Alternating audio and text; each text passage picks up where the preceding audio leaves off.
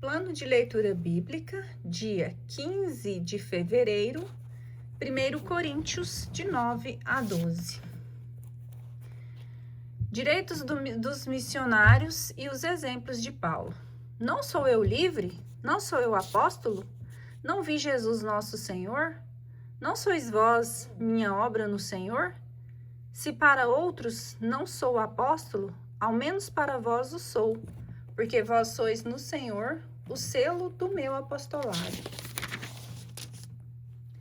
Esta é a minha defesa contra os que me denigrem. Não temos nós, porventura, o direito de comer e beber?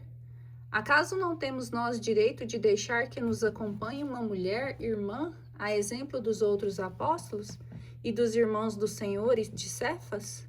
Ou só eu e Barnabé não temos direito de deixar o trabalho? Quem jamais vai à guerra sem a sua custa? Quem planta uma vinha e não come do seu fruto? Quem apacenta um rebanho e não se alimenta do leite do rebanho? Trata-se acaso de simples norma entre os homens? Ou a lei não diz também o mesmo? Na lei de Moisés está escrito: não atarás a boca ao boi que debulha. Acaso Deus tem dó dos bois? Não é na realidade em atenção a nós que ele diz isso? Sim, é por nós que está escrito: quem trabalha deve trabalhar com esperança, e igualmente quem debulha deve debulhar com esperança de receber a sua parte. Se entre vós semeamos bens espirituais, será porventura demasiada a exigência colhermos de vossos bens materiais? Se os outros se arrogam este direito sobre vós, não o temos muito mais? Entretanto, não temos feito uso deste direito. Sofremos tudo para não pôr obstáculo algum ao Evangelho de Cristo. Não sabeis que os ministros do culto vivem do culto e que os que servem ao altar participam do altar? Assim também ordenou o Senhor, que os que anunciassem o Evangelho vivam do Evangelho, mas não tenho usado de nenhum desses direitos, e nem escrevo isso para reclamá-los. Preferiria morrer mas ninguém me tirará este título de glória. Anunciar o Evangelho não é glória para mim, é uma obrigação que se me impõe. Ai de mim se eu não anunciar o Evangelho. Se o fizesse de minha iniciativa, mereceria recompensa. Se o faço independentemente de minha vontade, é uma missão que me foi imposta. Então, em que consiste a minha recompensa? Em que, na pregação do Evangelho, o anuncio gratuitamente sem usar do direito que esta pregação me confere? Embora livre de sujeição de qualquer pessoa, eu me fiz servo de todos para ganhar o maior número possível. Para os judeus, fiz-me judeus, a fim de ganhar os judeus. Para os que estão debaixo da lei, fiz-me como se eu estivesse debaixo da lei, embora eu não esteja a fim de ganhar aqueles que estão debaixo da lei. Para os que não têm lei, fiz-me como se eu não tivesse lei, ainda que não esteja isento da lei de Deus, porquanto estou sobre a lei de Cristo, a fim de ganhar os que não têm lei. Fiz-me fraco com os fracos, a fim de ganhar os fracos. Fiz-me tudo para todos, a fim de salvar a todos. E tudo isso faço por causa do Evangelho, para dele me fazer participante. Nas corridas de um estádio, todos correm, mas bem sabeis que só um recebe o prêmio. Correi, pois, de tal maneira que o consigais. Todos os atletas se impõem a si muitas privações, e o fazem para alcançar uma coroa corruptível. Nós o fazemos por uma coroa incorruptível. Assim eu corro, mas não sem rumo certo. Dou golpes, mas não no ar.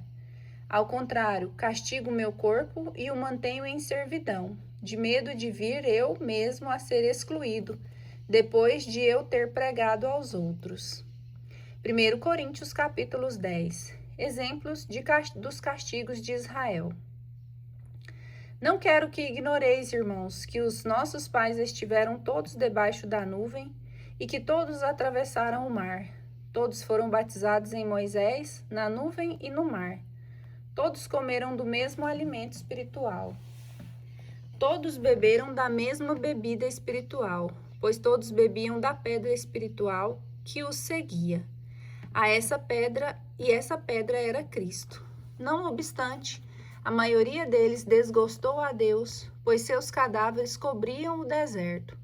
Essas coisas aconteceram para nos servir de exemplo, a fim de não cobiçarmos coisas más, como ele as cobiçavam. Nem vos torneis idólatras, como alguns deles, conforme está escrito. O povo sentou-se para comer e para beber, e depois levantou-se para se divertir. Nem nos entreguemos à impureza, como alguns deles se entregaram, e morreram num só dia 23.000. Nem tentemos o Senhor como alguns deles o tentaram, e pereceram mordidos pelas serpentes. Nem murmureis como murmuraram alguns deles, e foram mortos pelo exterminador. Todas essas desgraças lhes aconteceram para nosso exemplo. Foram escritas para a advertência nossa, para nós que tocamos o final dos tempos. Portanto, quem pensa estar de pé, veja que não caia. Não vos sobreveio tentação alguma que ultrapasse as forças humanas. Deus é fiel. Não permitirá que sejais tentados, além das vossas forças, mas com a tentação, ele vos dará os meios de suportá-la e sairdes dela. Solução prática: evitar o escândalo. Portanto, caríssimos meus, fugi da idolatria. Falo como a pessoas sensatas. Julgai vós mesmos o que digo. O cálice de bênção que benzemos não é a comunhão do sangue de Cristo? E o pão que partimos não é a comunhão do corpo de Cristo? Uma vez que há um único pão, nós, embora sendo muitos, formamos um só corpo, porque todos nós comungamos do mesmo pão. Considerai Israel segundo a carne. Não entram em comunhão com o altar os que comem as vítimas? Que quero afirmar com isso? Que a carne sacrificada aos ídolos, ou o próprio ídolo são alguma coisa? Não. As coisas que os pagãos sacrificam-nas a demônios e não a Deus. E eu não quero que tenhais comunhão com os demônios. Não podeis beber ao mesmo tempo o cálice do Senhor e o cálice dos demônios. Não podeis participar ao mesmo tempo da mesa do Senhor e da mesa dos demônios. Ou queremos provocar a ira do Senhor? Acaso somos mais fortes do que ele? Tudo é permitido, mas nem tudo é oportuno. Tudo é permitido, mas nem tudo edifica. Ninguém busque o seu interesse, mas o do próximo. Comei de tudo o que se vende no açougue, sem indagar coisa alguma, por motivo de consciência. Do Senhor é a terra e tudo o que ela encerra. Se algum infiel vos convidar e quiser dizer, comei de tudo o que vos puser diante, sem indagar de coisa alguma, por motivo de consciência. Mas se alguém disser, isso foi sacrificado aos ídolos, não o comais, em atenção àquele que o advertiu por motivo de consciência, dizendo consciência. Refiro-me não à tua, mas à do outro.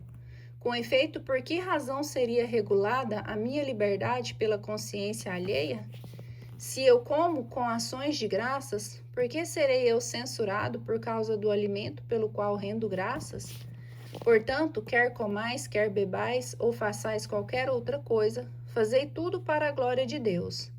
Não vos torneis causa de escândalo, nem para os judeus, nem para os gentios, nem para a igreja de Deus. Fazei como eu, em todas as circunstâncias, procuro agradar a todos. Não busco os meus interesses próprios, mas os interesses dos outros, para que todos sejam salvos. Tornai-vos os meus imitadores, como eu sou de Cristo. Traje das mulheres na igreja.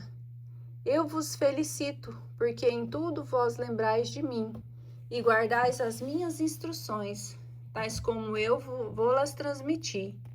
Mas quero que saibais, Senhor de todo homem é Cristo, Senhor da mulher é o homem, Senhor de Cristo é Deus. Todo homem que ora ou profetiza com a cabeça coberta falta ao respeito ao seu Senhor. E toda mulher que ora ou profetiza não tendo coberta a cabeça falta ao respeito ao seu Senhor, porque é como se estivesse rapada. Se uma mulher não se cobre com um véu, então corte o cabelo. Ora, se é vergonhoso para a mulher ter os cabelos cortados ou a cabeça rapada, então que se cubra com um véu. Quanto ao homem, não deve cobrir sua cabeça, porque é a imagem e esplendor de Deus. A mulher é o reflexo do homem. Com efeito, o homem não foi tirado da mulher, mas a mulher do homem. Nem foi o homem criado para a mulher, mas sim a mulher para o homem. Por isso a mulher deve trazer o sinal da submissão sobre sua cabeça, por causa dos anjos. Com tudo isso, aos olhos do Senhor, nem o homem existe sem a mulher, nem a mulher sem o homem, pois a mulher foi tirada do homem. Porém o homem nasce da mulher, e ambos vêm de Deus. Julgai vós mesmos, é decente que uma mulher reze a Deus sem estar coberta com véu? A própria natureza não vos ensina que é uma desonra para o homem usar cabelo comprido? Ao passo que é glória para a mulher uma longa cabeleira, porque lhe foi dada como um véu. Se, no entanto, alguém quiser contestar, nós não temos tal costume, e nem as igrejas de Deus. Celebração da ceia. Fazendo-vos essas advertências, não vos posso louvar a respeito de vossas assembleias que causam mais prejuízo que proveito. Em primeiro lugar, ouço dizer que quando se reúne a assembleia, há desarmonias entre vós, e em parte eu acredito. É necessário que entre vós haja partidos para que possa manifestar-se os que são realmente virtuosos. Desse modo, quando vos reunis, já não é para comer a ceia do Senhor. Porquanto, mal vos pondes à mesa, cada um se apressa a tomar sua própria refeição. E enquanto uns têm fome, outros se fartam. Porventura não tendes casa onde comer e beber?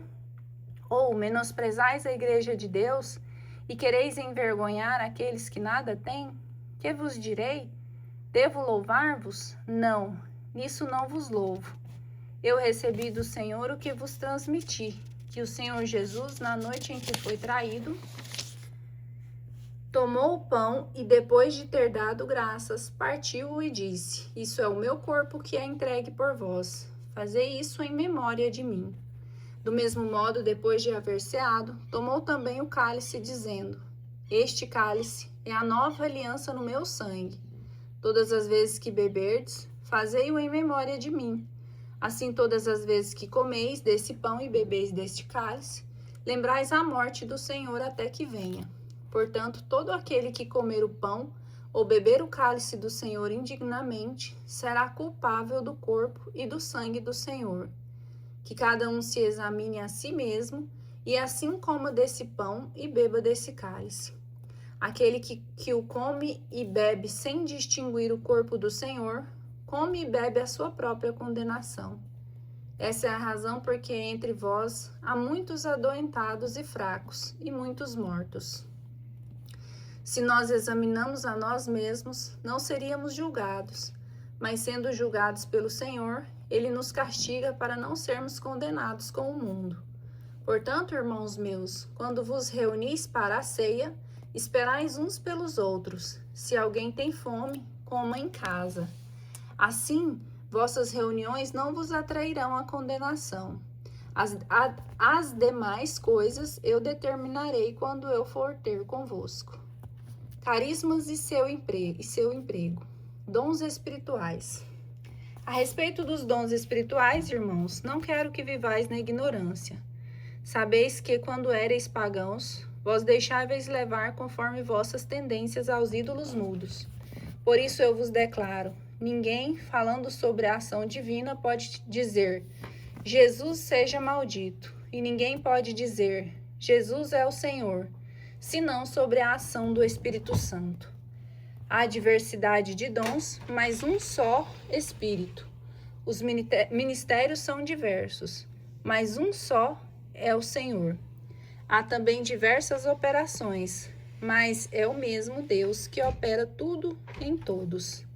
A cada um é dada a manifestação do Espírito para proveito comum. A um é dada pelo Espírito a palavra de sabedoria. A outro, uma palavra de ciência. Por esse mesmo Espírito, a outro, a fé. Pelo mesmo Espírito, a outro, a graça de curar as doenças no mesmo Espírito. a outro o dom de milagres, a outro a profecia, a outro o discernimento dos espíritos, a outro a variedade de línguas, a outro por fim a interpretação das línguas. Mas um é o mesmo, e o mesmo Espírito distribuiu todos esses dons, repartindo a cada um como lhe apraz. Porque como o corpo é um todo com muitos membros, e todos os membros do corpo, embora muitos, formam um só corpo, assim também é Cristo. Em um só Espírito fomos batizados, todos nós, para formar um só corpo, judeus ou gregos, escravos ou livres, e todos fomos impregnados do mesmo Espírito. Assim o corpo não consiste em um só membro, mas em muitos. Se o pé dissesse, eu não sou a mão, por isso eu não sou do corpo, acaso deixaria ele de ser do corpo? E se a orelha dissesse, eu não sou o olho, por isso não sou do corpo, deixaria ela de ser do corpo? Se o corpo todo fosse olho, onde estaria o ouvido? Se fosse todo ouvido, onde estaria o olfato?